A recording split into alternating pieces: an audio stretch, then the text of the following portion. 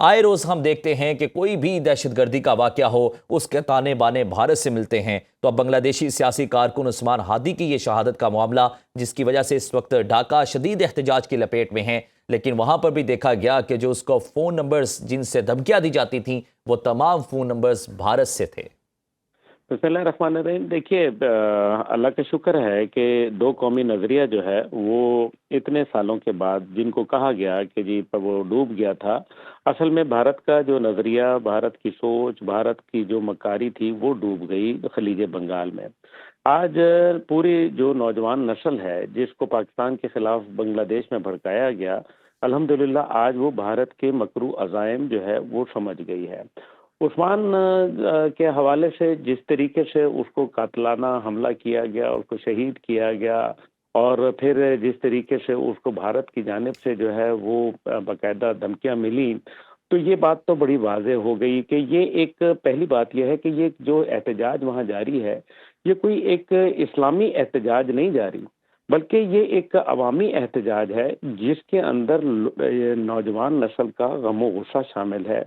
وہ یہ دیکھ رہے ہیں، یہ جو ایک عام سول آبادی ہے اس کا غم و غصہ ہے۔ وہ یہ کہتے ہیں کہ بھارت کی اس قسم کی باقاعدہ انٹرفیرنس جو ہے ان کے معاملات میں، اندرون ملک کے اندر، یہ قابل قبول نہیں ہے۔ چاہے وہ آسٹریلیا ہو یا کینیڈا ہو، ہر جگہ بھارت جو ہے کھلے عام جو ہے وہ ایک چھوٹے سانڈ کی طرح جو ہے وہ قتل عام کرتا پھر رہا ہے۔ اب ان کو روکنا پڑے گا۔ دیکھیں نا، سب سے بڑی بات یہ ہے کہ یہ جو ایک میرے خیال میں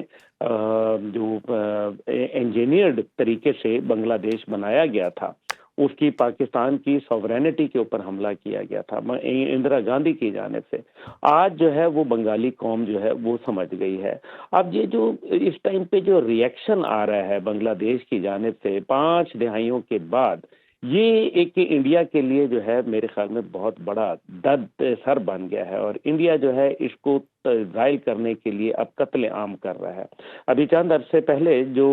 چند ہفتے پہلے جو بنگلہ دیش میں دھماکے ہوئے تھے، اس کے بھی جو کھرے ہیں وہ بھارت کی طرف لگتے ہیں، اور آنے والے جو الیکشن ہے فروری 2026 کے اندر، مجھے لگتا ہے، کیونکہ کل ہی میں بنگلہ دیشی جو یہاں ان کے وزیر جو یہ کیا ہے سفیر ہیں، ان کے ساتھ میں بات کر رہا تھا کہ مجھے لگتا ہے کہ آئندہ آنے والے انتخابات بہت مشکل ہو جائیں گے، کیونکہ اس میں تو بھارت جو ہے باقاعدہ جو ہے وہ دہشت گردی کا بازار گرم کر دے گا۔ تو ان کا خیال تھا کہ ہماری بھی یہی سوچ ہے، اور ہماری جو انٹیلیجنس رپورٹس ہیں وہ بھی اسی انداز کے اندر ہیں۔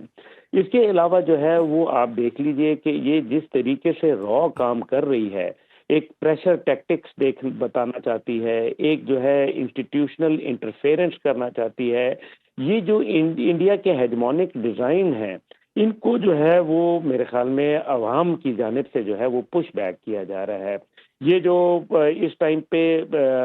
بھارت جو ہے آئسولیشن کا شکار ہوا ہے، اور وہ چاہتا ہے کہ ایک انسٹیبل بنگلہ دیش جو ہے وہ سامنے آئے، یہ وہاں کی نوجوان نسل جو ہے وہ اس کو قبول کرتا نہیں ہے۔ دوسری جانب جو ہے ساؤتھ ایسٹ ایشیا کے اندر جو میرے خیال میں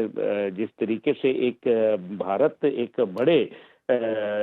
نیبر کے طور پر، ایک بڑے پڑوسی کے طور پر بنگلہ دیش کو جو ہے وہ محکوم کرنا چاہتا ہے، یہ بات میرے خیال میں وہاں کسی صورت بھی جو ہے وہ وہاں کی عوام قبول نہیں کرے گی۔ بھارت کو سمجھنا چاہیے کہ یہ ایک آزاد بنگلہ دیش ہے، اس کے اپنے قوانین ہیں، اس کے اپنا جو ہے مقاصد ہیں، اور شیخ مجیب نے زیادتی کی تھی کہ اس کو بھارت کی آزادی سے ہی تو بچنے کے لیے انہوں نے پاکستان کی جو ہے وہ حمایت کی تھی، اور پاکستان کی تحریک کا آغاز ہی جو ہے وہ بنگال سے اور کشمیر سے ہوا تھا۔ اس بنیاد کے اوپر سامنے اگر رکھا جائے تو پتہ چلتا ہے کہ جو بھارت نے ایک پھر تانے بانے بنے، شیخ مجیب کو جو ہے وہ جس طریقے سے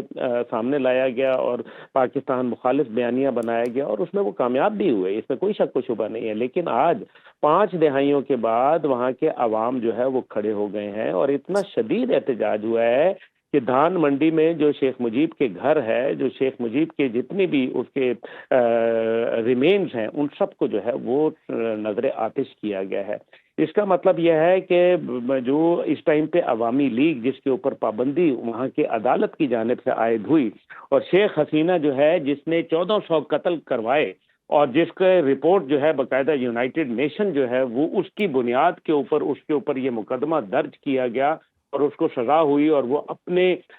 جواب میں کچھ دینے کے لیے، کچھ بات کرنے کے لیے قاصر تھی، اس کے وکیلوں کے پاس کسی قسم کا کوئی جواب نہیں تھا، اور وہاں کے جو